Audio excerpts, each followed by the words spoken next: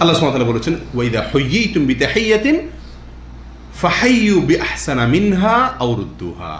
তোমাদেরকে কেউ যদি সালাম দেয় তাহলে সে যে বাক্যগুলো ব্যবহার করে তুমি তার চেয়ে বেশি বাক্য ব্যবহার করে তার জবাব দাও, আর না হলে কমপক্ষে যতটুকু বলছে ততটুকুর কি দাও, জবাব দাও।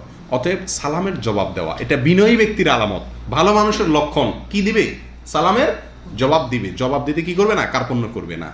আমাদের দেশে বিশেষ করে অপরিচিত লোককে সালাম দিলে সালামের জবাব খুব কমই পাওয়া যায়। এটা অহংকারের কারণে দেয় না সেটা না, এটা হলো অনেকটা আমাদের কালচারটা এরকম হয়ে গেছে যে পরিচিত লোকের কি দিতে হবে? সালাম দিতে হবে। আমি কি ওনাকে চিনি, কেন আমাকে সালাম দিল, এরকম একটা মনে করে। এটা উচিত না। নবী সাল্লাল্লাহু আলাইহি ওয়াসাল্লাম বলেছেন সালাম তুমি দাও, তুমি যাকে চিনো তাকে, ওমাল্লাম তারিফ, যাকে চিনো না তাকেও, সবাইকে সালাম দাও। আফসুস সালাম, তুমি সালামকে ব্যাপকভাবে প্রচলন দাও। অতএব সালাম দিতে হবে, আর কেউ দিলে কি দিতে হবে?